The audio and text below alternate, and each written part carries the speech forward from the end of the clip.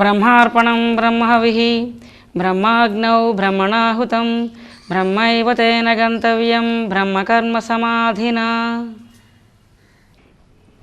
అలాగే సాధన కూడా. ఒక ఆంజనేయ ఉపాసకుడు ఉన్నాడు.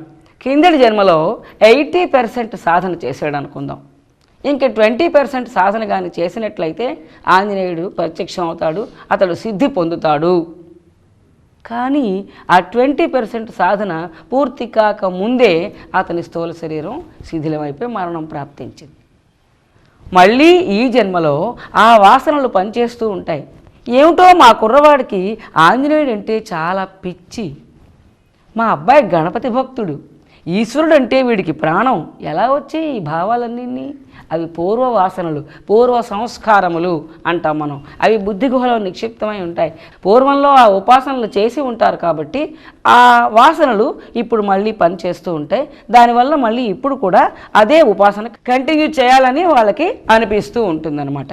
అంచేత ఈ జన్మలో మళ్ళీ ఆ సాధన ప్రారంభిస్తూ ఉంటారు. అయితే కిందటి జన్మలో 80% ఆంజనేయ ఉపాసన చేసినటువంటి వాళ్ళు ఈ జన్మలో మళ్ళీ మొదటి నుంచి చేయక్కర్లేదు. ఆ ఆంజనేయుడు అప్పటివాడే.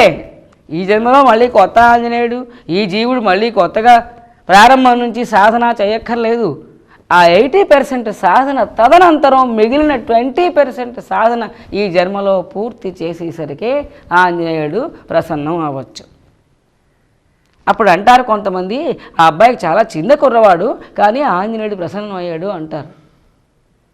ఇక్కడ చిన్న పెద్ద ఈ స్థూల శరీరాన్ని, ఈ వయసులన్నీ, కానీ జీవుడు మాత్రం కష్టపడి ఏ 3 జన్మల నుంచో 4 జన్మల నుంచో సాధన చేస్తూనే ఉన్నాడు.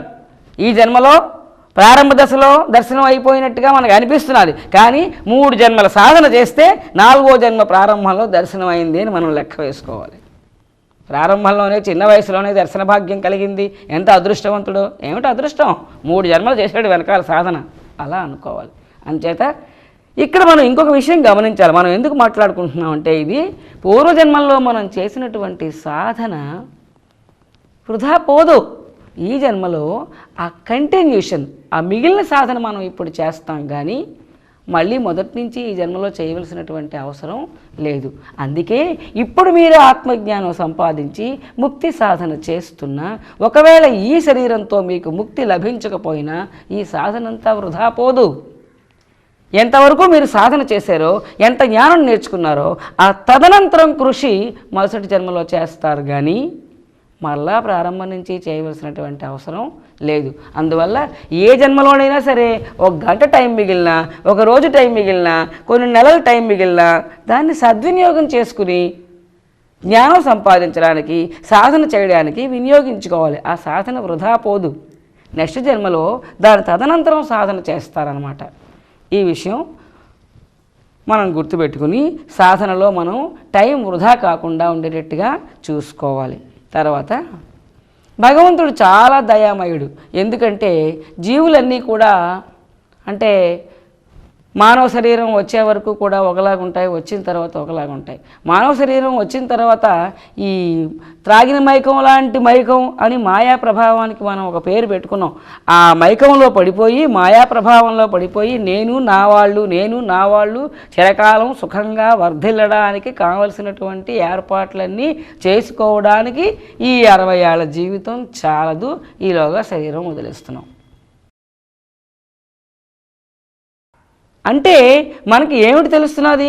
మన గమ్యం ఏమిటో మనం భూమి మీదకి వచ్చిన తర్వాత మర్చిపోతున్నాం. భగవంతుడిలో ఐక్యం అవడానికి నేను సాధన చేయాలి, మానవ జన్మ లభించింది, ఈ మానవ జన్మ వృధా కాకుండా నేను సాధన చేసుకోవాలి, ఆత్మజ్ఞానం సంపాదించుకోవాలి, మోక్ష సాధన చెయ్యాలి, ఈ దృష్టి లేదు. బంగారం సంపాదించాలి, డబ్బు సంపాదించాలి, మేడలు కట్టుకోవాలి, పొలాలు కొనుక్కోవాలి, నా వాళ్ళందరినీ సుఖపెట్టాలి, ఈ దృష్టి, దీనికి సంబంధించినటువంటి కృషి, దీంతోటే మన జీవితం వృధా అయిపోతున్నది, పూర్తి అయిపోతున్నది. ఇదంతా మాయా ప్రభావం. అందుకే మానవ జన్మ లభించే ముందు భగవంతుడు ఒక్కసారి గుర్తు చేస్తాడు, నీకు మానవ శరీరం ఇస్తున్నాను అని. ఎప్పుడు? గర్భంలో ఉండగా, మాతృగర్భంలో ఉండగానే 7వ మాసంలో శిశువుకి పూర్వజన్మ జ్ఞానం ఇస్తాడు భగవంతుడు. ఒక్కసారి వెనక జన్మలన్నీ గుర్తొస్తాయి ఆ జీవుడికి. ఎన్ని గర్భనరకాలు అనుభవించాను నేను, ఎన్ని కష్టాలు పడ్డాను, ఎన్ని హీన శరీరాల్లో ప్రవేశించాను, ఎన్ని జన్మలు ఎత్తాను, ఇన్నాళ్ళకి నాకు మానవ శరీరం లభిస్తున్నది. నేను ఈ మానవ శరీరాన్ని వృధా చేయకుండా, ఒక క్షణకాలం కూడా వృధా చేయకుండా, మాయా ప్రభావంలో పడిపోకుండా, నేను నా వాళ్ళు అని కాలాన్ని వ్యర్థం చేయకుండా నేను పూర్తిగా భగవంతుడి యొక్క సేవలోనే, మోక్ష సాధనలోనే ఉంటాను. ఈ మానవ జన్మలో తప్పనిసరిగా మోక్షం సంపాదిస్తాను, భగవంతుడా నేను తప్పనిసరిగా మోక్ష సాధన చేస్తాను అని అనుకుంటాడు. అయిపోయింది. క్షణకాలం ఇచ్చాడు, ఆ క్షణం పూర్తి అయిపోయింది. మళ్ళీ భూమి మీదకి వచ్చిన తర్వాత నేను నా వాళ్ళు అనే మాయలో పడిపోతాడు. ఆ మాయలో నుంచి తెలివి తెప్పించి, నాయన గుర్తు తెచ్చుకో, మానవ జన్మ లభించింది, వృధా చెయ్యకు అనేవాళ్ళు ఒక గురువులు, తత్సమానమైనటువంటి వ్యక్తులు ఎవరైనా గుర్తు చేస్తూ ఉంటారు. కానీ సహజంగా మానవుడు ఎప్పుడూ కూడా మాయా ప్రభావంలోకి జారిపోతూనే ఉంటాడు. అంచేత 7వ మాసంలో గర్భంలో ఉన్నప్పుడు భగవంతుడు పూర్వజన్మ జ్ఞానం ఇచ్చి మానవ జన్మ లభిస్తున్నది, జాగ్రత్త పడు అని గుర్తు చేస్తాడు. కానీ దాన్ని మనం వినియోగించుకోలేకపోతున్నాం. వాడు అలా గుర్తు చేసినట్టుగానే మనకి గుర్తులేదు. తర్వాత మనకి మన పాస్ట్ ఎందుకు గుర్తుండదు? ఉంటే ఎలా ఉంటుంది? అది ఒక్కసారి ఆలోచించాలి. ఒకవేళ కిందటి జన్మలో ఒక శత్రువు ఉన్నాడు. ఎటువంటి శత్రువు? చాలా గాఢమైనటువంటి శత్రువు, విరోధి. వాడిని ఎలాగైనా నేను చంపి తీరుతాను, వాడు అంతు చూస్తాను అని గత జన్మంతా కృషి చేసాం, ఏం చేయలేకపోయాం, అతన్ని మనం మరణించాం. ఇప్పుడు ఈ జన్మలో ఆ శత్రువు మన ఇంట్లో కుమారుడుగా పుట్టి ఉన్నాడు. ఈ విషయం పూర్వజన్మ జ్ఞానం ఇప్పుడు తెలిస్తే కుమారుడి మీద మమకారం పోయి ఇమీడియట్గా ఆ శత్రుత్వం మనసులో రగిలి వెంటనే వాడిని హత్య చేసిస్తాం. ఎంత ప్రమాదం! లేదు, కిందటి జన్మలో నా భార్య ఆవిడ, ఆ జీవుడు ఇప్పుడు ఈ పక్క వాళ్ళ ఇంట్లో అతని భార్యగా ఉన్నది. ఈ సంగతి తెలిస్తే అక్కడికి వెళ్ళి మనం వాళ్ళ ఇల్లుని రణరంగం చేస్తాం. కష్టపడి కిందటి జన్మంతా కూడబెట్టి విశేషంగా ఎంతో బంగారం, పొలం, ఆస్తి అన్నీ కూడబెట్టాం. అవన్నీ వదిలేసి మరణం ప్రాప్తించింది, బయటకు వచ్చేసాం. ఇప్పుడు అది నేను కిందటి జన్మలో ఉండే ఇల్లు, ఆ ఎదురిల్లే. ఆ ఇంట్లో అదిగో ఆవిడ ఒంటి మీద ఉన్న బంగారం అంతా నేను కష్టపడి కూడబెట్టిందే, వాళ్ళకున్న పొలాలన్నీ నావి, వాళ్ళ మేడంతా నేను కట్టించిందే అని తెలిసిందనుకోండి, భరించగలరా? ఇప్పుడు నువ్వు తిండి లేక దరిద్రం అనుభవిస్తూ ఆ ఎదురింట్లోనే ఉన్నావు అనుకో. అంటే పూర్వజన్మ జ్ఞాపకాలు కానీ ఇప్పుడుంటే ఈ జన్మ అశాంతి తప్ప, ఈ భూప్రపంచంలో మానవ జీవితాలన్నీ రణరంగాలు తప్ప అసలు దానివల్ల ఎటువంటి ప్రయోజనం లేదు. మానవుడు మోక్ష సాధన కోసం మానవ శరీరాన్ని వినియోగించుకోవాలి. సాటివారితోటి జీవించడంలో ఒక పరిపక్వతని సాధించాలి, ఒక అనుభవాన్ని నేర్చుకోవాలి, జ్ఞానం నేర్చుకోవాలి. అంతేగాని ఈ పగలు, ఈ ప్రతీకారాలు ఇవి తీర్చుకోవడానికే జీవితాలు కాదు కదా. అందువల్ల పూర్వజన్మ జ్ఞాపకాలు ఉంటే చాలా ప్రమాదం. మరుపు అనేది భగవంతుడు మానవుడికి ఇచ్చినటువంటి వరం. ఈరోజు మనకు అత్యంత ప్రీతికరమైనటువంటి వ్యక్తి చనిపోయాడు. ఈరోజు చనిపోయిన వెంటనే నీకు ఎంత దుఃఖం ఉంటుంది? 70%, రేపటికి 90%, 3 నెలలు అయ్యేసరికి 50%, 1 సంవత్సరం అయ్యేసరికి 10%, ఇంకా కొన్నాళ్ళు అయ్యేసరికి మర్చిపోతాం అసలు. అంటే ఈ మరుపే కానీ లేకుండా 24 గంటలు మనం బతికున్నంతకాలం 100% దుఃఖం, చనిపోయిన క్షణంలో ఎంత గాఢంగా ఏడుస్తున్నామో కొస వరకు అలాగే ఏడ్చే మాట ఉంటే ఇంక మిగిలిన జీవితం ఎలాగా, మోక్ష సాధన ఎలాగా? కాబట్టి ఏ కష్టమైనా ఏ దుఃఖమైనా మనం మర్చిపోవడమే మనకి వరం. అలా లేకపోతే మానవుడు బతకలేడు. కాబట్టి పూర్వజన్మ జ్ఞానం అనేది సాధారణంగా మానవులకు ఉండదు. పూర్వజన్మ జ్ఞానం అలా ఉంటే ఈ ప్రపంచంలో జీవితాలు నడవు. అంచేత పూర్వం తాలూకా జ్ఞాపకాలు ఉండక్కర్లేదు. పూర్వజన్మలో ఒక ఘోరమైనటువంటి పాపం చేసాం, ఇప్పుడు సత్వగుణ ప్రధానమై భక్తి సాధన చేసుకుంటూ మోక్ష సాధన చేసుకుంటున్నాం. ఇప్పుడు ఆ పాపం కానీ ఇప్పుడు గుర్తుంటే మనకి మోక్ష సాధనలో ప్రశాంతత ఉండదు. అయ్యో నేను ఇంత ఘోర పాపం చేశాను, ఈ పాపం ఎప్పుడు నశిస్తుంది, ఇది ఎలా వదులుతుంది అని ఆ దుఃఖమే మనల్ని వెంటాడుతూ ఉంటుంది మనశ్శాంతి లేకుండా. అంచేత పూర్వజన్మ జ్ఞాపకాలు ఉండకుండా ఉండడమే సృష్టి నడవడానికి వీలుగా ఉంటుంది. అంచేత మన పాస్ట్ మనకి గుర్తు ఉండక్కర్లేదు. తర్వాత లాస్ట్ థాట్ అని ఈ విషయం కూడా మనం పరిశీలించాలి. అంటే మరణకాలంలో చివరి దశలో మన ఆలోచన ఏ విషయం మీద కేంద్రీకరించబడి ఉంటే అది నెక్స్ట్ జన్మకి కారణమవుతుంది. అంటే పొడుం పీల్చే హ్యాబిట్ ఉన్నవాళ్ళు ఉన్నారు, వాళ్ళు చివరి దశలో పొడుం పీలుస్తున్నటువంటి స్పృహలోనే ఉంటారు. మద్యపానం సేవించేటటువంటి హ్యాబిట్ ఉన్నవాళ్ళు ఉంటారు, వాళ్ళు చివరి దశలో మద్యపానం సేవించేటటువంటి స్పృహే వాళ్ళకి మిగులుతుంది, భగవంతుని యొక్క స్పృహ రాదు వాళ్ళకి. ధనార్జన, విపరీతమైనటువంటి ధనార్జన, ఎన్ని కష్టాలకైనా వచ్చి తిండి మానేసి రాత్రింబవళ్ళు శ్రమపడి అలా కూడబెడుతూ ఉండడమే ధనవాసన ఎక్కువగా ఉన్నది. అటువంటి వ్యక్తి మరణకాలం దగ్గరికి వచ్చేసరికి ధనం సంబంధించినటువంటి ఆలోచన మాత్రమే మిగులుతుంది, ఆ ధనార్జన సంబంధమైనటువంటి ఆలోచనే మిగులుతుంది. ఎవరైనా పిల్లల మీద విపరీతమైనటువంటి మమకారం 24 hours డే అండ్ నైట్స్ పనిచేస్తూ ఉందనుకోండి, అటువంటి వాళ్ళకి మరణకాలంలో ఆ పిల్లలే గుర్తొస్తారు, వాళ్ళ గురించి సంబంధించినటువంటి ఆలోచనలే ఆ క్షణంలో ఉంటాయి.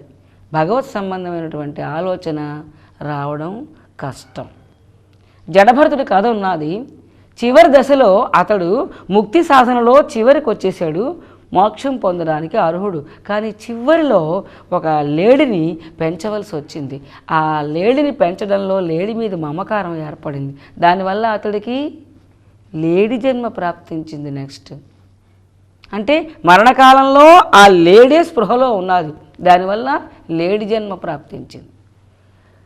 పగనైనా సరే భగవంతుణ్ణి, పగతోనైనా విరోధంతోనైనా సరే భగవంతుణ్ణి నిరంతరం స్మరించినా మంచిదే.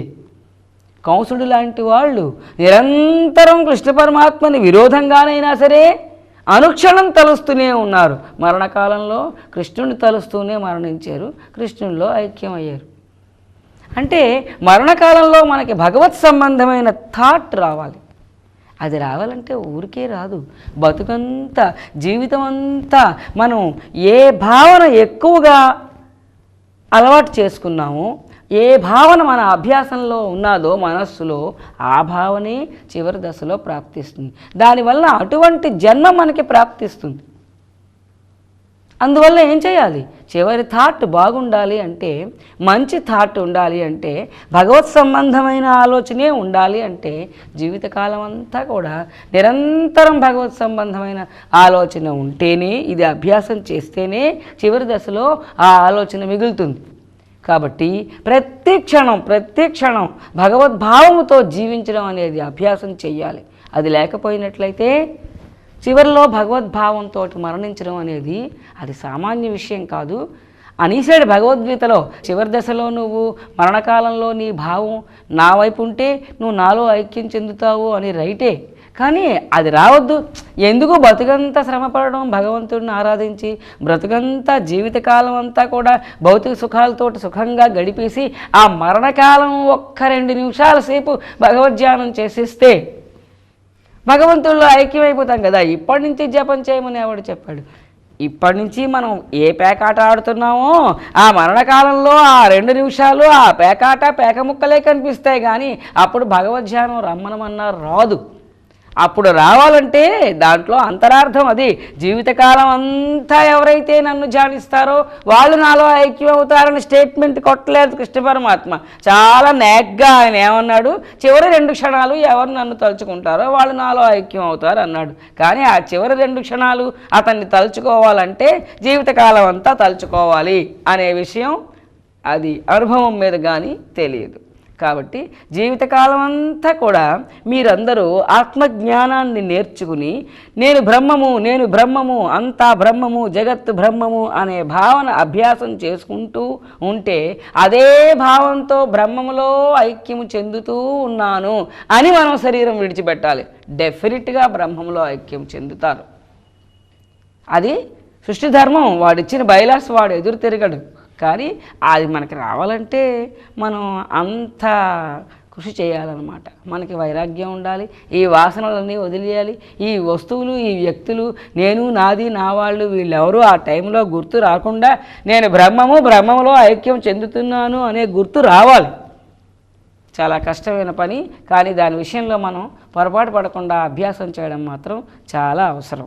అది లాస్ట్ థాట్. తర్వాత మరణించిన తర్వాత కొన్ని జీవులకి ఈ శ్రాద్ధ కర్మలు, పితృకర్మలు అంటే 12 రోజుల వరకు చేసేటటువంటి ఆ శ్రాద్ధ కర్మలు నిర్వహించబడవు. అలాంటప్పుడు వాళ్ళకి పిండ శరీరం లేక యాతనా దేహం తయారవకపోతే వాళ్ళు ప్రేతములుగా ఈ భూమి మీదనే మిగిలిపోతారు. ఏమండి, మనం ఎంత సాధన చేసినా, ఎంత పవిత్రంగా బతికినా, ఎంత ధర్మంగా బతికినా మన వాళ్ళు కానీ ఒకవేళ మనకి ఆ కర్మలు చేయకపోయినట్లయితే మనం ప్రేతములుగా మిగిలిపోతే ఎలాగండి మరి అని ఒక చిన్న భయం కలుగుతుంది. ఊరికినే అందరూ ప్రేతములు అయిపోరు. ఎప్పుడవుతారు? ధర్మశాస్త్రాల్లో ఈ పాపానికి ఇది పనిష్మెంట్, ఈ పాపానికి ఇది పనిష్మెంట్ అని నిర్వచించబడి ఉన్నది. ఎలాగైతే మన కోర్టులన్నీ కూడా లా పుస్తకాల్లో ఉన్నటువంటి పనిష్మెంట్స్ని అమలు జరుపుతూ ఉంటాయో అలాగే భగవంతుడి కోర్టు ప్రకారంగా భగవంతుడు లా పుస్తకాలు అంటే ధర్మశాస్త్రాల్లో ఉన్న ప్రకారంగానే జీవులకి పనిష్మెంట్స్ ఇవ్వబడతాయి. కొన్ని పాపకర్మలకి ప్రేత జన్మలు ఫలితం. ఆ పాపములు చేసినటువంటి వాళ్ళు ప్రేతములు అవుతారు. అది చేయకపోతే అవరు. అయితే ఇప్పుడు అటువంటి పాపము చేసినటువంటి వాళ్ళు ప్రేతములు అవ్వవలసినటువంటి ప్రారంధం ఉన్న వాళ్ళకి ఏదో ఒక విధంగా వాళ్ళకి ఈ సంస్కారం జరగకుండా, వాళ్ళకి యాతనాదేహం ఏర్పడకుండా వాళ్ళు ప్రేతములుగా మిగిలిపోతారు.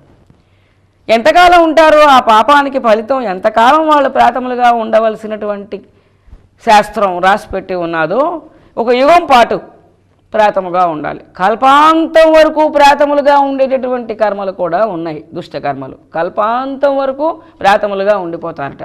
అంటే వీళ్ళ మోక్ష సాధన ఏమైపోయింది? కాబట్టి అటువంటి పరిస్థితి ఏర్పడితే ఆ పాప ఫలితం పూర్తయ్యే వరకు, ఆ అనుభవం పూర్తయ్యే వరకు వాళ్ళు ప్రేతములుగానే మిగిలి ఉంటారు. ఆ ప్రేతములు ఎలా ఉంటాయి?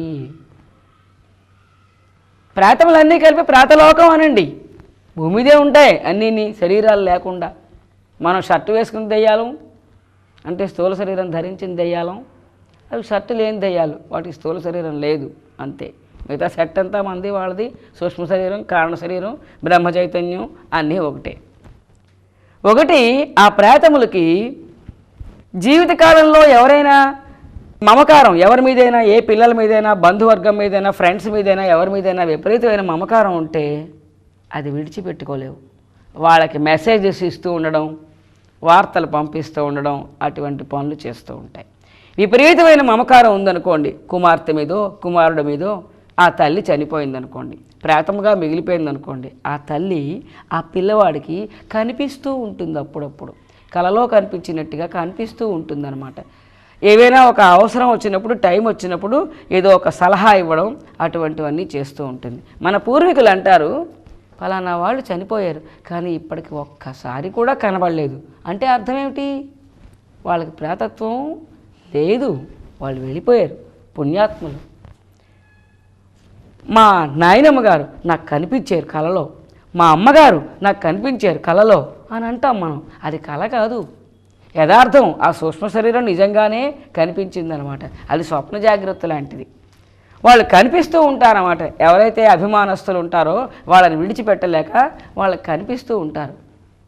ఆ ప్రేతములకి కొన్నింటికి నేను మరణించాను, నాకు ఇప్పుడు స్థూల శరీరం లేదు అని కూడా తెలియదు. వాటికి నేను బతికే ఉన్నాను అనుకుంటూ ఉంటాయి అవి.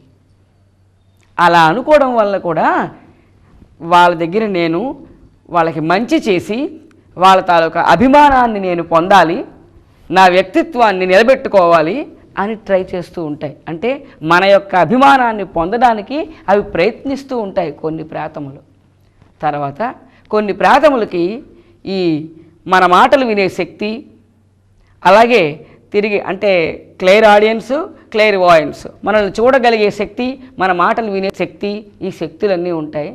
భవిష్యత్తు కూడా తెలుస్తుంది, వాటికి జరగబోయేవి కూడా తెలుస్తాయి. అంటే ఇప్పుడు ఒక ప్రళయం వస్తుంది, ఇల్లు నశిస్తుంది, లేదా ఏదైనా ప్రమాదం జరగబోతుంది, ఆ విషయాన్ని ఆ ప్రేతములు తన వారికి అవి ముందుగా సూచిస్తాయి, ఒక వార్నింగ్ ఇస్తాయి, ఇలా జరగబోతుంది, నువ్వు ఆ బస్సు ఎక్కకు అని. ఇక్కడ యాక్సిడెంట్ అవుతుంది ఈ రూట్లో, ఇప్పుడు ఈ బస్సు, నువ్వు ఈ ప్రయాణం చేయకు, ఈరోజు బయలుదేరకు అని ఒక సూచన ఇస్తూ ఉంటాయి. అలా కూడా ఉంటాయి. తర్వాత ప్రేతములు అవి ఉద్ధరించబడాలంటే ఈ వాటికి ప్రేతత్వం పోయి అవి వాటి మార్గంలో అవి ఒకసారి యమలోకానికి వెళ్ళి జడ్జిమెంట్ హాల్కి వెళ్ళి ఆర్డర్స్ తీసుకుని మళ్ళీ శరీరాన్ని పొంది వాటి మార్గంలో అవి ముందుకు వెళ్ళిపోవాలంటే, అవి తరించాలంటే మన దగ్గర నుంచి వాటికి హెల్ప్ కావాలి. మనం శ్రాద్ధ కర్మలు నిర్వహించాలి. తర్వాత అంటే కొంతమందికి తద్దినములు పెట్టేవాళ్ళు ఉండరు, అలా రకరకాలైనటువంటి పరిస్థితులు ఉంటాయన్నమాట ఇక్కడ. అందువల్ల శ్రాద్ధ కర్మలు మనం నిర్వహించాలి. మనం ఆ రోజున ఎవరికైనా భోజనాలు పెట్టాలి. తర్వాత భజనలు, ప్రేయర్స్, భగవంతుని ప్రార్థనలు ఇటువంటివి చేయాలి. వీటి వలన వాటికి మంచి జరుగుతుంది. అందుకోసం మనం ఇలాంటివి చెయ్యాలని, మన వల్ల వాటికి హెల్ప్ లభించాలని అవి ఎదురు చూస్తూ ఉంటాయి. వీటన్నిటికంటే విశేషం ఏమిటంటే కొన్ని ప్రేతములు ఉంటాయి, వాటిని వశం చేసుకుంటారు కొంతమంది ఆరాధించి. భూత ప్రేత పిశాచాలని ఆరాధించడం తమోగుణ ప్రధానులు ఆరాధించేటటువంటి విధానం. కొంతమంది భౌతిక ప్రపంచంలో కీర్తి సంపాదించడానికి, మంచి పేరు, మంచి పదవి, మంచి హోదా సంపాదించడానికి, 10 మందిలో గొప్ప ఘనం అనిపించుకోవడానికి ప్రేతముల్ని ఆరాధించి వాటిని వశం చేసుకుంటారు. అవి ఏం చేస్తాయి? జరగబోయేటటువంటి కార్యక్రమాలు, వీళ్ళు ఏమైనా ప్రశ్నలు, మా ఇంట్లో ఫలానా వస్తువు పోయింది, ఎక్కడున్నది అని అడిగితే ఆ ప్రేతం చెప్పేస్తుంది ఎక్కడున్నదో. అది చెప్పేస్తే వీళ్ళు చెప్పేస్తారు ఎక్కడున్నదో. దానివల్ల వీళ్ళు ఇక్కడ ఘనత పొందుతూ ఉంటారు. ఇలాంటి స్వల్ప విషయాల్లో ఘనత సంపాదించడం గురించి ప్రేతముల్ని ఆరాధిస్తారు. ప్రేతములు మోసం చేస్తాయి, కొన్ని అల్లరి పెడతాయి, యథార్థం చెప్పవు, తప్పు ఇన్ఫర్మేషన్ కూడా ఇస్తూ ఉంటాయి. తర్వాత వాటిని ఆరాధించడంలో వీళ్ళ తాలూకా తెలివితేటలు, వీళ్ళ తాలూకా ఆయుర్దాయం, వీళ్ళ ప్రాణశక్తి ఇవన్నీ కూడా ప్రేతముల వశం అయిపోతున్నాయి. దానివల్ల వీళ్ళు క్షీణించిపోతారు. తర్వాత మరణానంతరం వీళ్ళు ఆ ప్రేతలోకానికే చేరుతారు. ముఖ్యమైన పాయింట్. అలా ప్రేతములను ఆరాధించినటువంటి వాళ్ళు మరణానంతరం ఆ ప్రేతములనే చేరుతారు. విష్ణుమూర్తిని ఆరాధిస్తే వైకుంఠం చేరినట్టుగా ప్రేతములను ఆరాధించారు. జీవితకాలం అంతా వాటితోటే గడిపారు. ఆ లోకానికి చేరుకుని ఆ ప్రేతములతో పాటు వీళ్ళు కూడా అక్కడ ప్రేతమై కొంతకాలం ఉంటారు. వీళ్ళు ఏమనుకుంటుంటారంటే మరికొంతమంది, ఆ ప్రేతము దాని యొక్క శక్తి ఉంది కదా, అది మానవ యొక్క శక్తి కంటే అతీతమైన శక్తి. మానవుడు తెలుసుకోలేని పని అది చేయగలుగుతున్నది. కాబట్టి అది దివ్యశక్తి అని, అది భగవత్ శక్తి అని, అది మోక్షాన్ని ఇస్తుందని, దాన్ని ఆరాధిస్తే అభివృద్ధి చెందుతామని ఇటువంటి ఆశలు పెట్టుకున్న వాళ్ళు కూడా ఉంటారు. కానీ ఆ ప్రేతములు ఏవి కూడా మోక్ష సాధనని చేయించలేవు, మోక్షాన్ని ఇవ్వలేవు. వాటికి ఆత్మజ్ఞానం తెలియదు. అవి భూమి మీద కట్టుబడిపోయినటువంటి ప్రేతాత్మలు. వాటికి అంత శక్తి లేదు. అవి దైవీ సంపద కలిగినటువంటివి కావు. కానీ వాటి శక్తుల్ని నమ్మి కొంతమంది మానవులు మోసపోతూ ఉంటారు. కాబట్టి ప్రేతముల్ని ఆరాధించడం అనేది అది అనవసర కార్యక్రమం. మనం ఎంతో టైం ఖర్చు పెట్టి, మనం ఎంతో శ్రమపడి ప్రేతములను ఆరాధిస్తున్నాం. కానీ దానివల్ల మనం పొందేటటువంటి ఫలితం మాత్రం శూన్యం.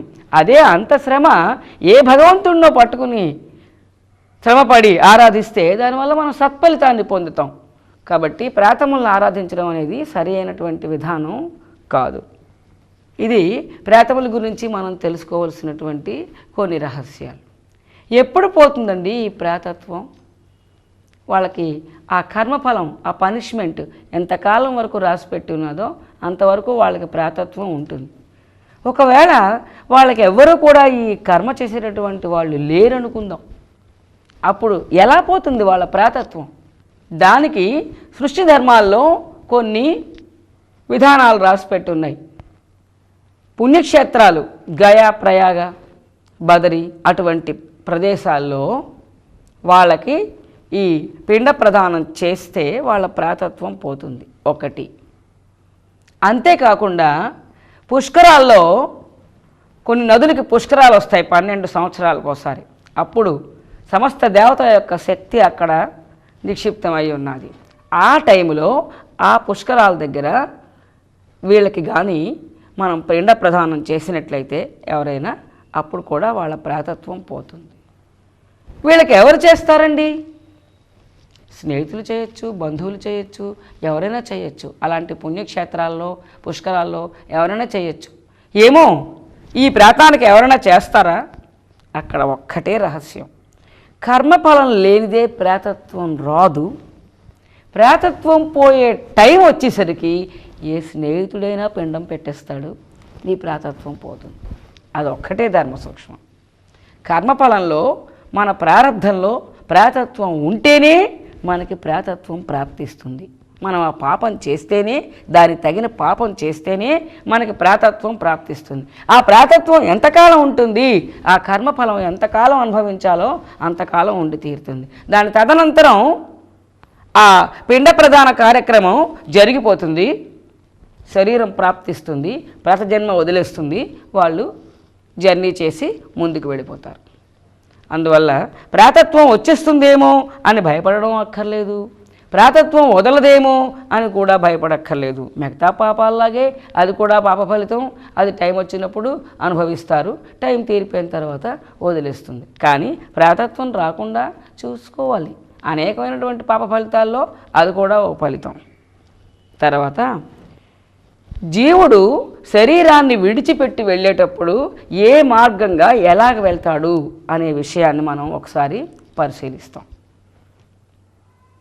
మరణకాలం ప్రాప్తించిన తర్వాత మొట్టమొదటిసారిగా, అంటే మొదటి రియాక్షన్, క్లోజింగ్ రియాక్షన్ ఎలా జరుగుతుందంటే, జ్ఞానేంద్రియ శక్తులు అంటే చెవి కాదు వినగలిగే శక్తి, కన్ను కాదు చూడగలిగే శక్తి, నోరు కాదు మాట్లాడగలిగే శక్తి, అలాగా లోపల ఉండేటటువంటి ఇంద్రియ శక్తులు అంటే సూక్ష్మ శరీర శక్తులు, జ్ఞానేంద్రియ శక్తులు, కర్మేంద్రియ శక్తులు, ఈ 10 కూడా అంతఃకరణలో లయం అవుతాయి. అది ఫస్ట్ రియాక్షన్. అప్పుడు మనం ఏమిటంటాం? చూపు పోయింది, మాట పోయింది, మనం ఏం మాట్లాడినా మన స్పృహ లేదు, వినబడదు. కానీ మనిషికి స్పృహ ఉన్నది, తెలివి ఉన్నది, అంటే అంతఃకరణ పని చేస్తున్నది. కానీ ఇంద్రియ శక్తులు పనిచేయట్లేదు, కాళ్ళు కదలటం లేదు, చేతులు కదలటం లేదు అని అంటాం. ఇంద్రియ శక్తులు పనులు మానేస్తాయి ముందు, కానీ స్పృహ ఉన్నది అంటాం, అంతఃకరణ పనిచేస్తున్నది. ఇక్కడ కొన్ని శాస్త్రాల్లో మరొక రకమైనటువంటి వ్యాఖ్యానం ఉన్నది. ఇప్పుడు ఇంద్రియ శక్తులు ఎందులో చేరే? అంతఃకరణలో చేరే. అలా కాకుండా ఇంద్రియ శక్తులు వాటి వాటి అధిదేవతలకి అప్పగించబడతాయి. సృష్టి కాలంలో ఇంద్రియ శక్తులన్నింటికి అధిదేవతలు చెప్పుకున్నాం. అంటే చక్షురింద్రియ శక్తికి సూర్యుడు అధిదేవత. అంటే ఈ చక్షురింద్రియ శక్తి, ఇంద్రియ శక్తి సూర్యుడికి అప్పగించబడుతుంది.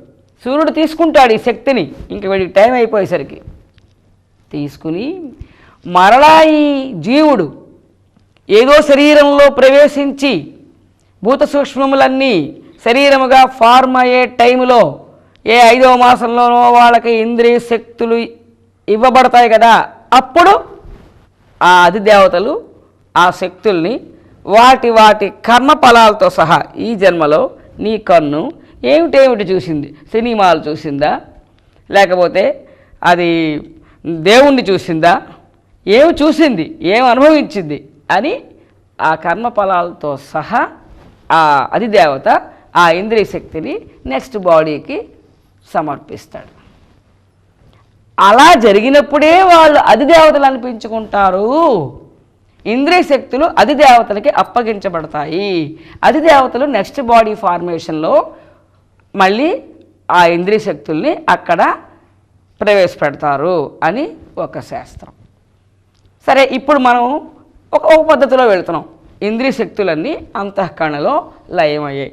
అంతఃకరణ ఎన్ని భాగాలు? 4 భాగాలు. ఇంద్రియ శక్తులు ఎన్ని? 10. కర్మేంద్రియ శక్తులు, జ్ఞానేంద్రియ శక్తులు, మొత్తం 14 భాగాలు కలిసే. ఇప్పుడు ఈ ఇంద్రియ శక్తులతో కూడినటువంటి అంతఃకరణ ప్రాణముల్లో లయం అవుతుంది. నెక్స్ట్ అప్పుడు ఎలా కనిపిస్తాడు మనిషి? మన స్పృహ పోయింది అంటే అంతఃకరణ కూడా పనిచేయటం లేదు, ఇంద్రియములు పనిచేయటం లేదు, అంతఃకరణ పనిచేయటం లేదు, మన తెలివి లేదు, స్పృహ లేదు, కోమాలోకి వెళ్ళిపోయాడు. కానీ ప్రాణం ఉంది. కోమాలో ఉన్నాడు, స్పృహ లేదు, మనసు పనిచేయటం లేదు, కానీ ప్రాణం ఉంది అని చెప్పుకుంటాం. ఇటువంటి పరిస్థితి కూడా మనం చూడడం జరుగుతున్నది. ప్రాణశక్తులన్నీ 5. ప్రాణశక్తులు 5 అంతఃకరణ 4, ఇంద్రియ శక్తులు 10, 14 కలిసాయి. మొత్తం ఎన్ని అయ్యాయి? 19 శక్తులు. సూక్ష్మ శరీరం అంతా మూట కట్టబడింది. ఈ ప్రాణశక్తులు ఇప్పుడు అంతఃకరణ, జ్ఞానేంద్రియ, కర్మేంద్రియ శక్తులతో కలిపి ఈ పంచప్రాణముల శక్తులు కలిపి కారణ శరీరంలో లయం అవుతాయి. అప్పుడు అనిపిస్తుంది ప్రాణం కొట్టుకోవడం కూడా కనబట్టం లేదు, కానీ జీవుడు ఉన్నాడు, ఇంకా బయటికి వెళ్ళిపోలేదు.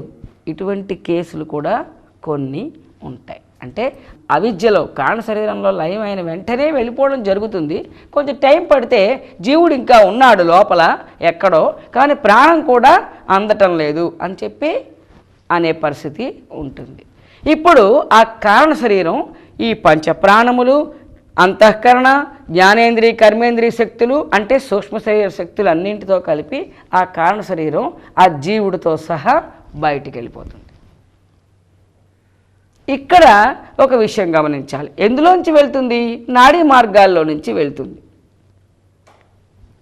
సూక్ష్మ శరీరానికి వేడి ఉంటుంది.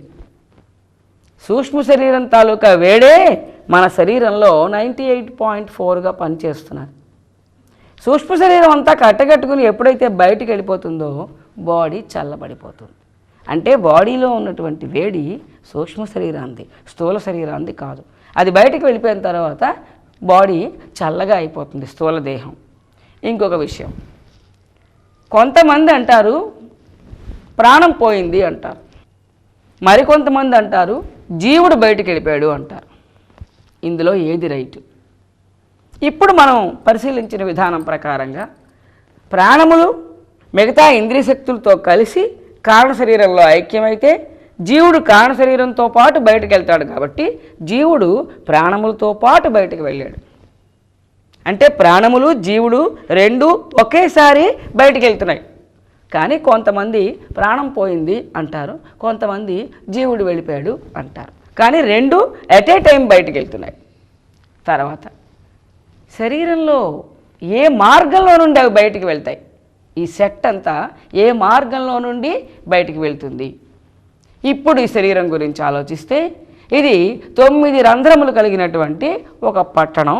అందులో జీవుడు నివసించాడు ఇంతకాలం. ఏమిటా 9 రంధ్రములు?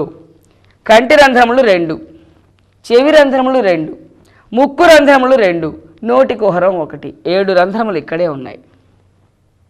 ఈ 7 రంధ్రములు కాకుండా ఈ మూర్ధం, విధృతి మార్గం అంటాం కదా, ఇది ఒక రంధ్రం, దీన్ని బ్రహ్మరంధ్రం అని అంటారు. తర్వాత నాభి ఒక రంధ్రం. ఇవి రెండు వేరుగా పెట్టండి. మూత్ర విసర్జన రంధ్రం, మల విసర్జన రంధ్రం, ఇవి రెండు కలిపితే మొత్తం 9 రంధ్రాలు. కంటి రంధ్రములు 2, చెవి రంధ్రములు 2, ముక్కు రంధ్రములు 2, నోటి కుహరం 1, 7 రంధ్రములు. మల విసర్జన, మూత్ర విసర్జన రంధ్రాలతో 9 రంధ్రములు. కఠోపనిషత్తు ప్రకారంగా అయితే 11 రంధ్రములు లెక్క వేస్తాడు. నాభిని ఒక రంధ్రముగా, బ్రహ్మరంధ్రమును ఒక రంధ్రముగా లెక్క వేసి మొత్తం 11 రంధ్రములు అని చెప్తాడు. ఒక రంధ్రం ఉన్నది అంటే, ఇప్పుడు ఇది ఒక రంధ్రం అనుకుంటే, రంధ్రానికి వెనకాల ఒక నాడి ఉంటుంది అతికి. ఆ నాడి ఎంతో దూరం ఉంటుంది. జీవుడు ఈ రంధ్రంలో నుంచి బయటికి వెళ్ళాలంటే అవతల చివర ఆ నాడిలోకి ప్రవేశించాలి.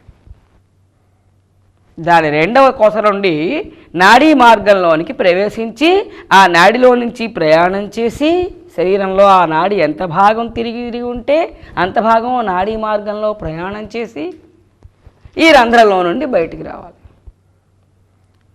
నాడీ మార్గాలు ఎంతెంత ఉంటాయి? తల వెంట్రుకంత సన్నపటి నాడులు ఉన్నాయి. అయితే ఈ వెళ్ళే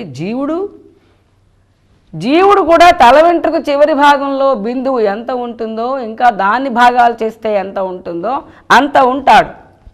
కాబట్టి జీవుడు ఆ నాడీ మార్గంలో నుంచి ప్రయాణం చేసి వెళ్తాడు. అందుకే జీవుడు బయటికి వెళ్ళిపోయినప్పుడు ఆ వెలుగు అంత సూక్ష్మమైంది కాబట్టి అది యోగులకి జ్ఞానులకి తప్ప జీవుడు బయటపడినప్పుడు ఎవరికి కనబడడు. కనబడకపోవడం కారణం అతి సూక్ష్మమైంది కాబట్టి కనబడదు. తర్వాత ఏ నాడిలో నుంచి వెళ్ళాలి, ఏ నాడీ మార్గంలో నుంచి వెళ్ళాలి, ఏమైనా పద్ధతులు ఉన్నాయా, ఏ నాడి ప్రత్యేకత ఏమిటి, ఏ మార్గం గుండా వెళ్ళాలని రూలా, అది మనం ఇప్పుడు పరిశీలించాలి. నాడులు హృదయస్థానం నుండి 101 నాడులు బయలుదేరుతాయి. హృదయస్థానం అంటే పంపింగ్ మిషన్ లాంటి గుండె కాదు. మనం ఎప్పుడూ అదే పొరపడతాం. హృత్ అంటే బుద్ధి, హృదయము అంటే బుద్ధి గుహ, అంటే కపాలంలో ఉండే బ్రెయిన్ సెల్స్ అన్నమాట. అది హృదయం.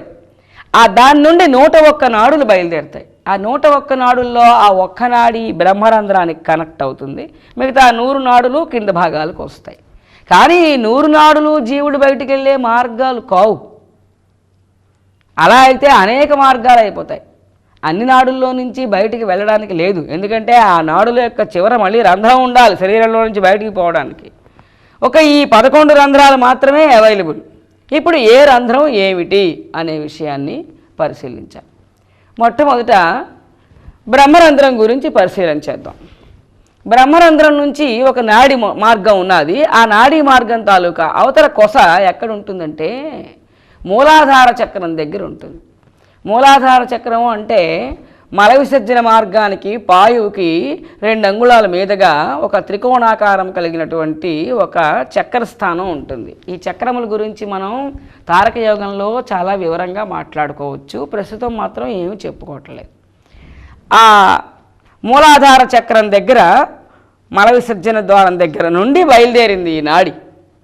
ఇది వెన్నెముక లోపల వెన్నుపాము ఉంటుంది. వెన్నుపాము లోపల ఒక మార్గం ఉంటుంది. వెన్నుపాము కండలాగా మాంసపు ముద్దలాగా పాములాగా ఉంటుంది. దాని లోపల ఒక మార్గం ఉంటుంది. ఆ మార్గాన్ని సుషుమ్నా నాడి అంటారు. సుషుహు అనే ఒక మధురమైనటువంటి శబ్దం ఉంటుంది అందులో. అందుకు దాన్ని సుషుమ్నా నాడీ మార్గం అన్నారు. ఆ సుషుమ్నా నాడి మూలాధార చక్రం యొక్క సెంటర్ భాగం నుండి బయలుదేరి బ్రహ్మరంధ్రానికి కనెక్ట్ అయి ఉంటుంది. దాంట్లో అవిద్య, త్రిగుణాత్మకమైనటువంటి అవిద్య అక్కడ ఆ ప్రారంభంలో మూలాధార చక్రం దగ్గర కేంద్రీకరించబడి ఉంటుంది. అదే మాయ. ఇప్పుడు ఆ సుషుమ్నా నాడీ మార్గం, ఆ మాయని కుండలిని శక్తి అంటారు. ఆ కుండలిని శక్తి ఆ సుషుమ్నా మార్గం గుండా వెళ్ళి బ్రహ్మరంధ్రం దగ్గరికి వచ్చి ఇక్కడ సహస్రారం దగ్గర ఐక్యము చెందాలి. ముక్తి అంటే అది వేరే విషయం, అలా ఉంచండి. ఇప్పుడు ఈ నాడీ మార్గం మూలాధార చక్రం దగ్గర స్టార్ట్ అయ్యి బ్రహ్మరంధ్రం దగ్గర క్లోజ్ అయింది. ఎవరైతే జీవన్ముక్తులు అవుతారో రమణ మహర్షి గారు లాంటి వాళ్ళు బ్రహ్మరంధ్రం ఓపెన్ చేసుకుని బయటికి రావాలి. వాళ్ళ జీవుడు, వాళ్ళ మార్గం అది. ఇంకొక విషయం సులభంగా చెప్పాలంటే, ఒక ఇల్లు ఉందనుకోండి, లేక ఒక గ్రామం ఉందనుకోండి, దానికి ఒక ప్రాకారం ఉందనుకోండి. ఆ ప్రాకారానికి ఉత్తర ద్వారంలో నుంచి బయటపడితే ఇది ఈ గ్రామానికి వెళ్ళిపోతుంది. దక్షిణ ద్వారం ప్రాకారం ద్వారంలో నుంచి బయటపడితే ఇది ఈ పట్టణానికి వెళ్ళిపోతుంది. తూర్పు ద్వారం వైపు నుంచి వెళితే ఇది ఈ పట్టణానికి వెళ్ళిపోతుంది అని ఆ ద్వారం తెరిస్తే అక్కడి నుంచి ఉన్నటువంటి రోడ్డు ఒక పట్టణానికి కలపబడినట్టుగా మన శరీరం తాలూకా ఈ 9 రంధ్రాలు వేరు వేరు లోకాలకి కలపబడి ఉంటాయి. అందులో ఈ బ్రహ్మరంధ్రం సత్యలోకానికి కనెక్ట్ అయి ఉంటుంది. ఇక్కడ నుండి ప్రతి మానవుడి యొక్క శిరస్సు యొక్క బ్రహ్మరంధ్రం నుండి సత్యలోకానికి ఒక రోడ్డు ఉంటుంది. అదొక రోడ్ లైన్. ఆ కనెక్షన్ ఎప్పుడూ ఉంటుంది. మీరు ఎప్పుడు జీవన్ముక్తి పొందితే అప్పుడు మీ జీవుడు సుషుమ్నా నాడిలో ప్రవేశించి బ్రహ్మరంధ్రం ఓపెన్ చేసుకుని ఆ రోడ్లో నుంచి సత్యలోకానికి వెళ్ళిపోతాడు. కాబట్టి ఇప్పుడు మరణకాలంలో జీవుడికి సుషుమ్నా నాడి ఒకటి ఉన్నది అని కూడా గుర్తురాదు. ఆ జీవుడు ఆ టైంలో ఆ జీవన్ముక్తులైనటువంటి వాడికి మాత్రమే సుషుమ్నా నాడీ మార్గం ఉన్నది అని గుర్తొస్తుంది. ఇక్కడెక్కడో ఉన్నటువంటి జీవుడు ఈ శరీరం అంతా కూడా నాడీ మార్గాల్లోంచి యథార్థంగా ప్రయాణం చేయాలి. చేసి అది సుషుమ్నా మార్గం అవతల చివరికి వచ్చి ఆ నాడిలో నుంచి ప్రయాణం చేసి ఈ బ్రహ్మరంధ్రం ఇక్కడ కపాలం పగిలి ఈ రంధ్రం ఓపెన్ అయ్యి దీంట్లో నుండి సత్యలోకానికి వెళ్ళిపోతాడు మనోవేగంతో. ఇది ఒక మార్గం, ఒక నాడీ మార్గం. ఇక ఫలాపేక్షతోటి కర్మలు చేసి పుణ్యం అనుభవించడానికి కృష్ణ మార్గము లేక ధూమ మార్గము లేక ప్రేయ మార్గము ద్వారా స్వర్గానికి వెళ్ళి మళ్ళీ కర్మఫలం పూర్తయిన తర్వాత తిరిగి వచ్చేవాళ్ళు ఉన్నారు అని మనం ఒక మార్గం చెప్పుకున్నాం. వాళ్ళు ఏ నాడిలో నుంచి బయటికి వెళ్తారు అంటే ఇడా నాడిలో నుంచి బయటికి వెళ్తారు. ఇడా పింగళ అని 2 నాడులు ఉన్నాయి. ఈ 2 నాడులు ఆ మూలాధార చక్రానికే ఎడం పక్క కోణం నుండి ఇడా నాడి, కుడిపక్క కోణం నుండి పింగళ నాడి బయలుదేరుతుంది. మూలాధార చక్రం నుండి బయలుదేరి ఈ ఎడం పక్క కోణం నుండి బయలుదేరిన ఇడా నాడి ముక్కు యొక్క ఎడమ రంధ్రానికి కనెక్ట్ అయి ఉంటుంది. అక్కడ బయలుదేరినటువంటి ఆ నాడి ప్రయాణం చేసి ముక్కు యొక్క ఎడమ రంధ్రానికి దగ్గర క్లోజ్ అవుతుంది. ఎవరైతే ఫలాపేక్షతోటి సత్కర్మానుష్ఠానం చేసి పుణ్య ఫలాపేక్షతోటి స్వర్గానికి వెళ్ళడానికి అర్హులై ఉన్నారో అటువంటి వ్యక్తులు మరణించినప్పుడు వాళ్ళ యొక్క జీవుడు ఇడానాడీ మార్గం వరకు తీసుకువెళ్ళబడి ఇడానాడీ అవతల కొసలో ప్రవేశించి ప్రయాణం చేసి ముక్కు యొక్క ఎడమరంధ్రములో నుండి అతని యొక్క జీవుడు బయటికి వెళ్తుంది. ఇక్కడ నుండి చంద్రలోకానికి రోడ్ లైన్ కనెక్ట్ అయి ఉంటుంది. చంద్రలోకం అంటే స్వర్గం, దాని పేరు చంద్రలోకం. అక్కడ జలభాగం ఎక్కువగా ఉన్నటువంటి ప్రాంతం కదా అది, అంచేత శీతలత్వం ఎక్కువ అక్కడ. ఈ పింగళా నాడి సూర్యమండలంతో కనెక్ట్ అయి ఉంటుంది. ఎప్పుడైనా సరే మనకి చలవ చేసింది వేడి కావాలి అనుకోండి, ఎడముక్కు మూసి కుడిముక్కుతోటి ప్రాణాయామం చేస్తే సూర్యలోకంతో రోడ్ లైన్ కనెక్ట్ అయి ఉంది కాబట్టి ఈ రంధ్రంతో ఉష్ణోగ్రత లోపల ప్రవేశించి మన బాడీ వేడెక్కుతుంది. మనం లెఫ్ట్ సైడ్ పడుకుంటే ఎడమ ఊపిరితిత్తి అణుగుతుంది, కుడి ఊపిరితిత్తి ఒక్కటి ఎక్కువగా పనిచేస్తుంది. అప్పుడు కూడా సూర్యమండలం నుండి వచ్చేటటువంటి వాయువు మనకి లోన ప్రవేశిస్తుంది కాబట్టి ఉష్ణం లోపల ప్రవేశిస్తుంది. ఎప్పుడైనా మనకి చలవ చేయాలి, వేడి ఎక్కువైపోయింది అని అనుకుంటే కుడి ముక్కు మూసి ఎడం ముక్కుతో మనం కానీ ఊపిరి ఎక్కువగా తీసుకుని ప్రాణాయామం చేసినట్లయితే ఈ రంధ్రము చంద్రమండలంతో కనెక్ట్ అయి ఉన్నది కాబట్టి శీతలత్వం బాడీలో ప్రవేశిస్తుంది. ఇవన్నీ యథార్థమే.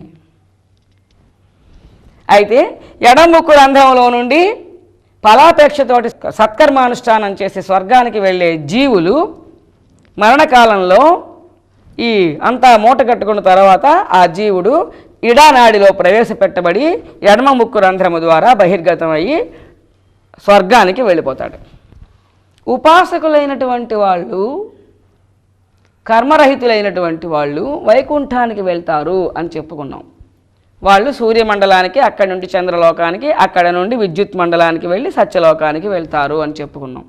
వాళ్ళు అటువంటి వాళ్ళు మరణించినప్పుడు వాళ్ళ యొక్క జీవుడు మూలాధార చక్రానికి కుడివైపున ఉన్నటువంటి కోణం నుండి పింగళా నాడి బయలుదేరుతుంది. ఈ నాడీ మార్గంలో వాళ్ళ జీవుడు ప్రవేశపెట్టబడుతుంది.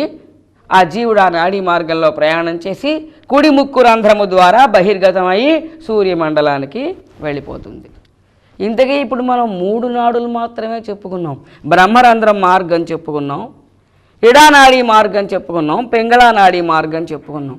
కానీ మొత్తం జీవులందరూ వీళ్ళే కాదు కదా, సామాన్యులైన జీవులే ఎక్కువ మంది ఉంటారు, ఉపాసకులు స్వర్గానికి వెళ్ళే వాళ్ళు తక్కువ మందే ఉంటారు. మరి మామూలు జనాలందరూ మరణిస్తే వాళ్ళ మార్గాలు ఏమిటి? వాళ్ళకి కంటి రంధ్రములు 2, చెవి రంధ్రములు 2, నోటి కుహరం 1 ఈ మార్గం నుండి బయటికి వెళ్ళినట్లయితే భూలోకంలోనే మళ్ళీ మానవ జన్మ ప్రాప్తిస్తుంది. అందుకే కళ్ళలోంచి ప్రాణం పోయిందా, ముక్కులోంచి ప్రాణం పోయిందా, చెవిలో నుంచి ప్రాణం పోయిందా, ఇవి చెక్ చేయాలని చూస్తారు చుట్టూ ఉన్నవాళ్ళు. ఎలా పోయింది వీడి ప్రాణం అంటే, ప్రాణం పోయేసరికే ఈ లోపల ఉన్నటువంటి జీవుడు కర్మఫలాన్ని అనుసరించి ఏ లోకానికి వెళ్తాడో తేలిపోయింది లోపల ఉండగానే. అదేనమాట. ఇక్కడ గాంధారి, హస్తి జిహ్వ అని 2 నాడులు ఉంటాయి. అవి కంటి రంధ్రములకి వెనక భాగంలో అతికి ఉంటాయి. ఆ నాడుల లోపల ప్రవేశించి కళ్ళలో నుండి ప్రాణం పోతుంది, జీవుడు బయటికి వెళ్ళిపోతాడు. అలాగే పూష, అలం పూష అని 2 నాడులు ఉంటాయి. అవి చెవి యొక్క రంధ్రాలకి వెనక వైపున అతికి ఉంటాయి. ఆ నాడుల ద్వారా బయటకు వచ్చి చెవి రంధ్రంలో నుంచి బయటికి వెళ్ళిపోతాడు జీవుడు. అలాగే సరస్వతి నాడి నోటి కుహరానికి వెనక భాగంలో అతికి ఉంటుంది. ఆ నాడి ద్వారా బయటకు వచ్చి నోట్లో నుంచి ప్రాణం పోతే ఇలా కూడా జీవుడు బయటకు వెళ్తాడు. ఇవన్నీ ప్రక్క మార్గములు.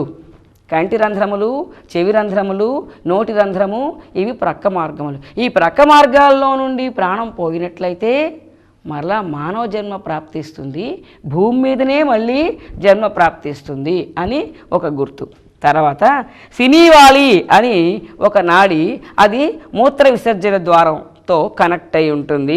అలాగే కుహు అనే ఒక నాడి మల విసర్జన రంధ్రంతో కనెక్ట్ అయి ఉంటుంది. ఆ 2 నాడులలో ప్రవేశించి మలమూత్ర విసర్జన మార్గముల ద్వారా కానీ జీవుడు బయటికి వెళ్ళిపోతే నరకలోకాలకి వెళ్తాడు. అంటే యూరిన్ పాస్ అయ్యి ప్రాణం పోయింది, మోషన్ అయ్యి ప్రాణం పోయింది అంటారు మన వాళ్ళు. ఆ మోషన్తో పాటు జీవుడు బయటకు వచ్చేసాడు. ఎన్ని కష్టాలో పడాలి! ఇలాగ సుఖంగా ఏసీ రూములు, ఇలాగ మనకు కావాల్సినటువంటి పరిస్థితులు ఎల్లకాలం ఉండవు. కాబట్టి ఆ లేని టైం వచ్చినప్పుడు ఎలా జీవిస్తాం మనం? ఆ టైం రాకుండా ఈ సుఖంగా ఉన్నప్పుడే ఏర్పాట్లు చేసుకోవాలి అని మనం ఎప్పుడూ మర్చిపోకూడదు. ఆ దిగువ మార్గాల గుండా ప్రాణం పోయినట్లయితే, జీవుడు బయటికి వెళ్ళినట్లయితే నరకానికి వెళ్ళాడు అనమాట. నరకలోకాలతోటి ఆ మార్గాలు కనెక్ట్ అయి ఉంటాయన్నమాట. తర్వాత ఎలా వెళ్తాడు, జీవుడి నాడిలోకి ఎలా ప్రవేశిస్తాడు అన్న దగ్గర ఒక విషయం పరిశీలించాలి. దశవిధ ప్రాణములు పనిచేస్తూ ఉంటాయి. ఇవి బాడీలో ఏ పని చేస్తున్నాయి, అందులో ఏ ప్రాణశక్తి జీవుడిని నడిపిస్తుంది అనేది ఒక్కసారి పరిశీలించేద్దాం. అందుకే ఈ ప్రాణముల గురించి ఇంత క్రితం పూర్తిగా చెప్పుకోవడం కూడా జరగలేదు. ప్రాణశక్తి అంటే ప్రాణవాయువు, ప్రాణ, అపాన, వ్యాన, ఉదాన, సమాన వాయువులు 5. ఇలా కాకుండా నాగము, కూర్మము, కృకరము, ధనంజయము అని మరొక 5 వాయువులు ఉంటాయి. ఈ 10 వాయువులు ఏం పని చేస్తాయి అనేది ఇప్పుడు మనం ఒకసారి పరిశీలిస్తాం. ప్రాణవాయువు ఉచ్ఛ్వాస నిశ్వాసాలు నడిపిస్తూ ఉంటుంది ప్రాణవాయువు. తర్వాత అపానవాయువు విసర్జన కార్యక్రమం, అది శరీరంలో ఉండే మలినాలన్నిటినీ బయటికి నెట్టివేస్తూ ఉంటుంది ప్రాణము, అపానము. ఉదాన వాయువు 3 రకాల పనులు చేస్తుంది.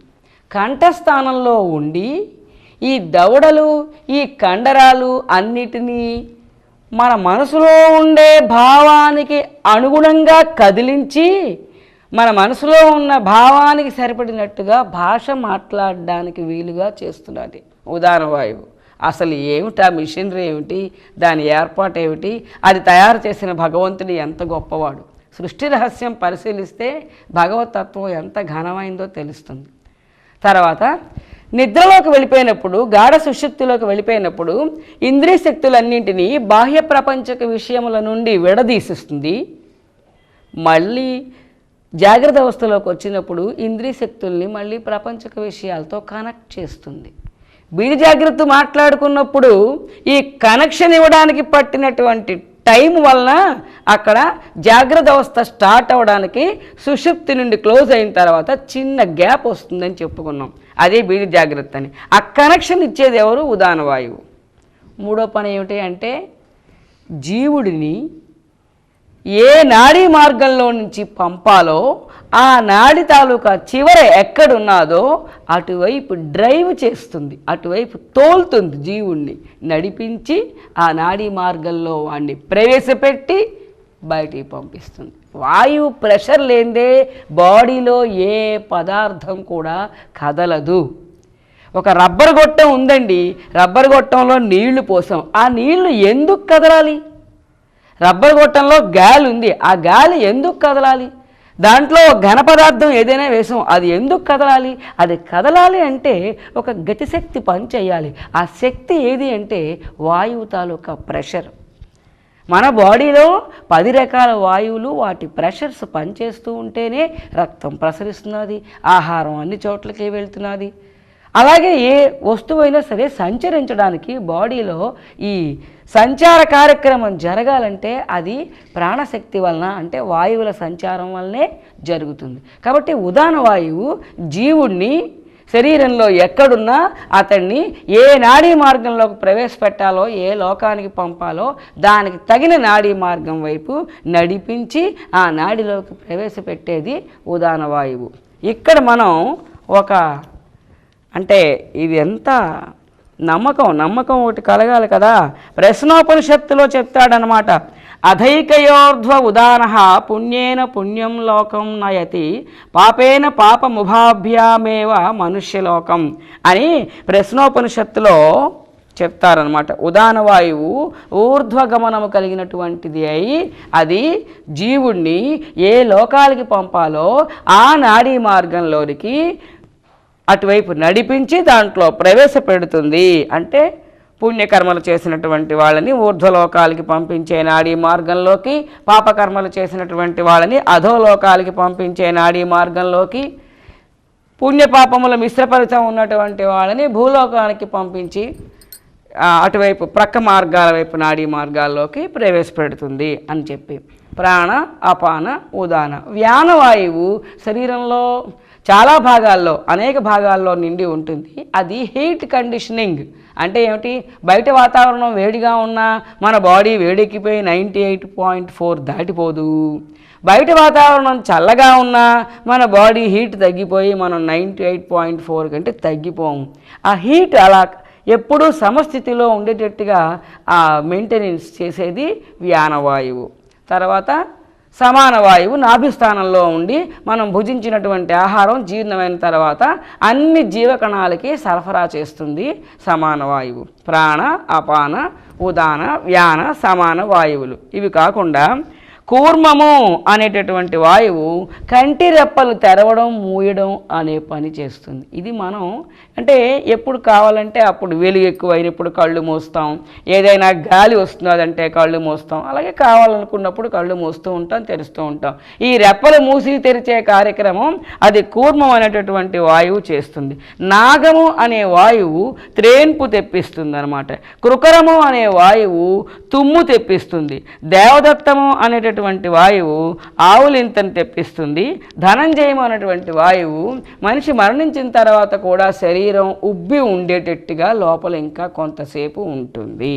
ఇలాగా 10 రకాలైనటువంటి ప్రాణవాయువులు శరీరంలో పనిచేస్తూ ఉంటే శరీరం పనిచేస్తూ ఉంటుంది. అందులో ఉదాన వాయువు జీవుణ్ణి ఏ లోకాలకి పంపాలో ఆ నాడీ మార్గంలోకి ప్రవేశపెడుతుంది. ఇక్కడ పంచాగ్ని విద్య అని ఒక పాయింట్ ఉంది, అది మనం పరిశీలించాలి ఒకసారి. పంచాగ్ని విద్య అంటే అసలు పూర్వంలో మహర్షులు ఒక్కొక్క శిష్యుడికి కొద్దిపాటి జ్ఞానం అందించి దాన్ని ఒక ఉపనిషత్తుగా చెప్పి ఆ విధంగా జ్ఞానం గురించి వాళ్ళు చర్చలు చేసుకుంటూ ఉండేవారు. కానీ ఈ రోజున మనం చర్చించుకుంటున్న శాస్త్రం సమస్త ఉపనిషత్తుల తాలూకా టోటల్ ఎసెన్స్. ఇంత విశేషమైన జ్ఞానం నేర్చుకుంటున్నప్పుడు దీంట్లో పంచాగ్ని విద్య అంటే ఏమీ కాదు, మీరే చూస్తారు. పంచాగ్ని విద్య తెలుసుకుంటే వైరాగ్యం కలుగుతుంది అని తెలుసుకునేవారట పూర్వం. ఏమిటా పంచాగ్ని విద్య అంటే జీవుడు శరీరంలో నుంచి బయటికి వెళ్ళిపోయిన తర్వాత 5 అగ్నులలో తప్తం అయితే కానీ మళ్ళీ మానవ జన్మ లభించదు. 5 సార్లు అగ్నిలో తప్తం అయితే అప్పుడు మళ్ళీ జన్మ లభిస్తుంది. ఆహా అలాగా అనుకునేవారు పూర్వం.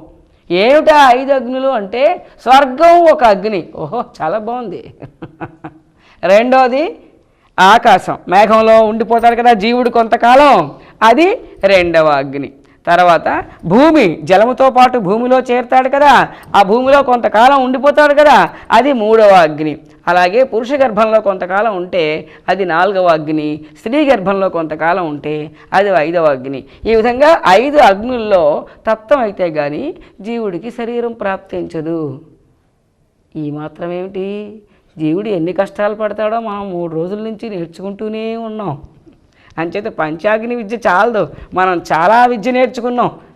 జీవుడు ఎంత కష్టపడితే మళ్ళీ తిరిగి మానవ జన్మ లభిస్తుంది అనే విషయానికి బృహదారణ్యక ఉపనిషత్తులో చెప్పినటువంటి విషయం ఏమిటంటే, ఆత్మజ్ఞానం సంపాదించి మోక్ష సాధన చేసి ఆ జ్ఞాన ఆచరణలో పెట్టుకుని అనుభవం పొందే వరకు జీవుడు ఇలాగా ఎన్ని కల్పములు గతించినా సరే ఆ వెట్టి మూటను పట్టుకుని 14 లోకాల్లో తిరుగుతూనే ఉంటాడు.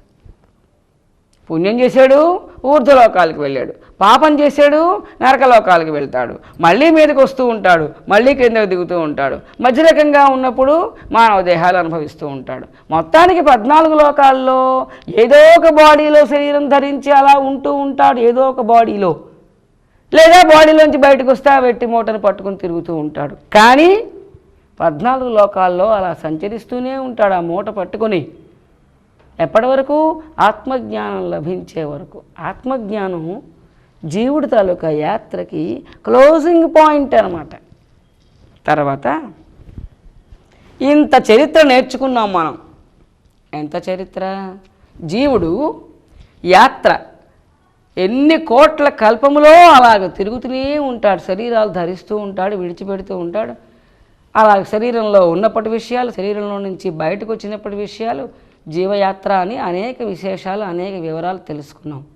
దీంట్లో మనం గ్రహించవలసినటువంటి ఒక ఎసెన్స్ ఒకటి ఉన్నది. ఏమిటంటే, ఎక్కడున్నాయి ఈ జీవులు? ఈ జీవులన్నీ ఎక్కడుంటున్నాయి అసలు? మాయలో ఉన్నటువంటి జీవులన్నీ ఎక్కడ ఉన్నాయి సృష్టి నడుస్తున్నప్పుడు అని పరిశీలిస్తే, మానవ శరీరాల్లో జీవులు ఉన్నాయి, వృక్షముల్లో జీవులు ఉన్నాయి, జంతువుల్లో జీవులు ఉన్నాయి, కీటకముల్లో, క్రిముల్లో అన్నింటిలో జీవులు ఉన్నాయి, అన్ని ప్రాణుల దేహముల్లోని జీవులు ఉన్నాయి, జలములో జీవులు ఉన్నాయి, గాలిలో జీవులు ఉన్నాయి, శరీరంలో నుంచి బయటకు వచ్చేసిన జీవులు ఎక్కడున్నాయి? నీటిలో ఉన్నాయి, ఆకాశంలో ఉన్నాయి, మేఘంలో ఉన్నాయి, జలములో ఉన్నాయి, భూమిలో ఉన్నాయి, వృక్షములను ఆశ్రయించి ఉన్నాయి, శరీరాలను ఆశ్రయించి ఉన్నాయి.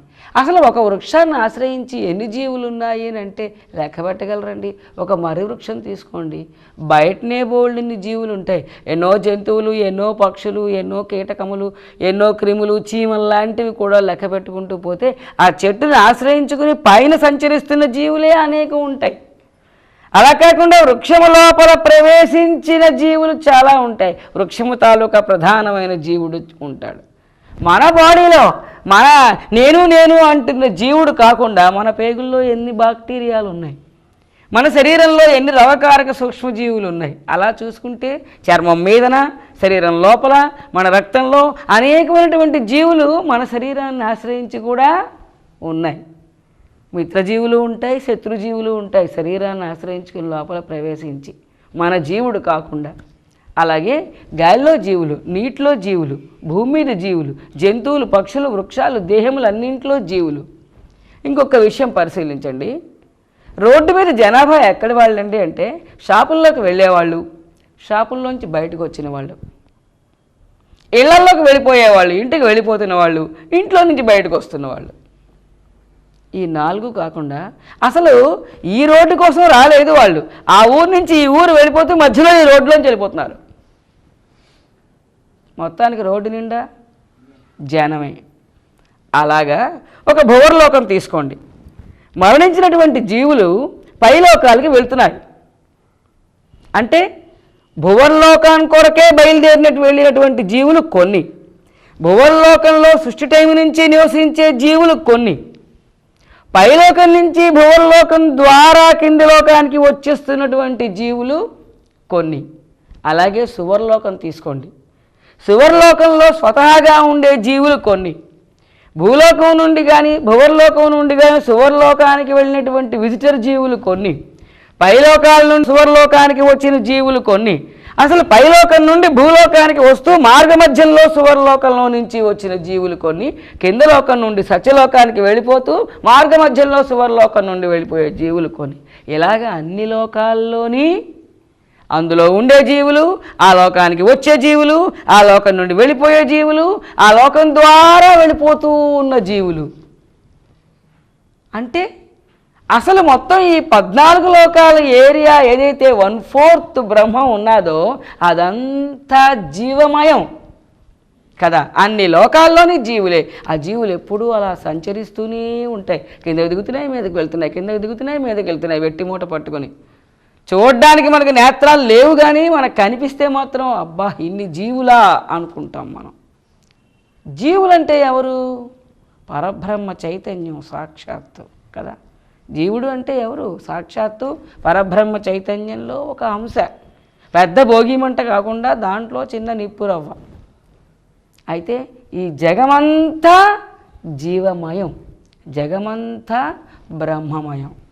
జగమంతా బ్రహ్మమయం, అంతా బ్రహ్మ చైతన్యమే. అలా మూవ్ అవుతూనే ఉంది, ఎక్కడికక్కడ మూవ్ అవుతూనే ఉంది. కాబట్టి అంతా పరబ్రహ్మతత్వం నిండి ఉన్నది అనే అవగాహన మనకి ఉండాలి.